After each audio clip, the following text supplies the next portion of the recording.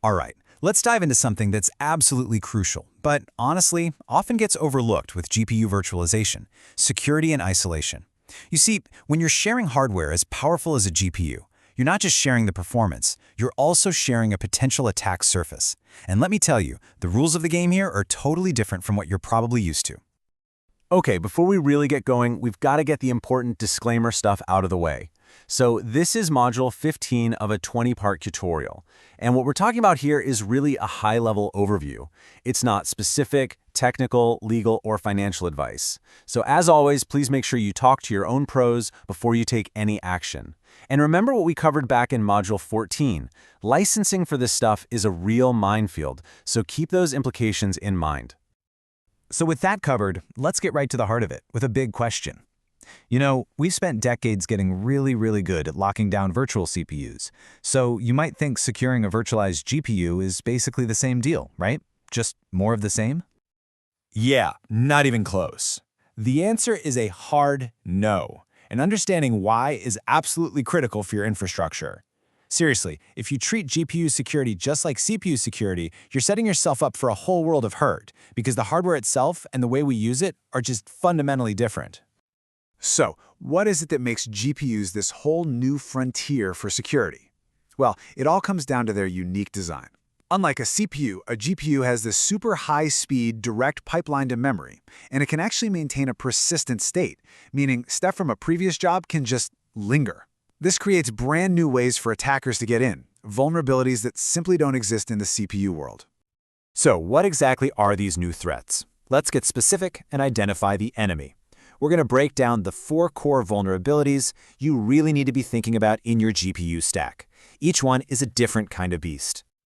As you can see, the threats come from all angles. First, there's memory isolation failure. That's a fancy way of saying one user could potentially snoop on another user's data that was left behind in memory. Then you've got compute isolation, which leads to something called side-channel attacks. Think of it as digital eavesdropping between workloads.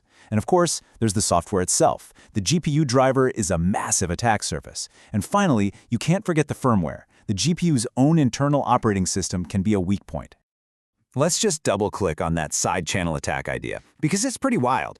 In a shared GPU environment, one tenant could, in theory, watch for tiny fluctuations in things like power draw or memory access times to figure out what another tenant is computing. It's an incredibly sneaky way to spy on someone that completely bypasses all the traditional software security you have in place.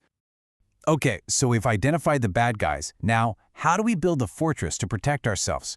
Well, this isn't about finding one silver bullet. A real defense is a multi-layered strategy, what we call defense in depth, and it has to be baked into your architecture from the very first day.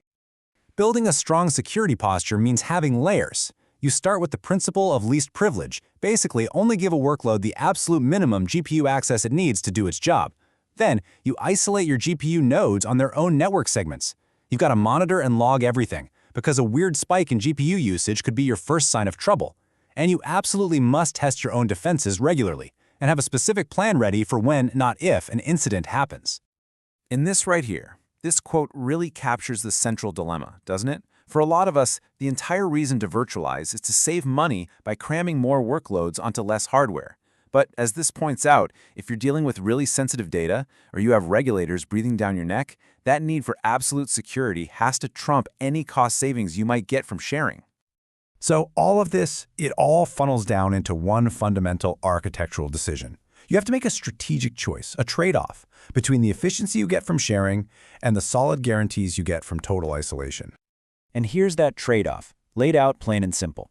On one side, you've got software-based sharing, like with vGPU. It's awesome for density and efficiency. The catch? Your security is only as good as the hypervisor software, and you're still exposed to those side-channel attacks. On the other side, you have hardware-enforced isolation, using tech like NVIDIA's MIG or simple pass-through. This is Fort Knox. You get the strongest security guarantees possible because you're literally carving up the GPU at the hardware level. But that means lower density and a higher cost for every tenant. So let's boil it all down. What are the key things to walk away with? Number 1, security is not an add-on. It has to be part of the design from the jump. 2, GPUs have their own unique set of problems you won't find with CPUs. 3, if you're protecting the crown jewels, Hardware isolation is without a doubt your strongest defense. And finally, and this is the big one, let your security needs dictate your architecture, not the other way around. And that really just leaves us with one final critical question that you have to ask yourself as you design these systems. When you're forced to choose between density and defense, between cost efficiency and security, which risk are you willing to accept? Your answer to that question will define your entire strategy.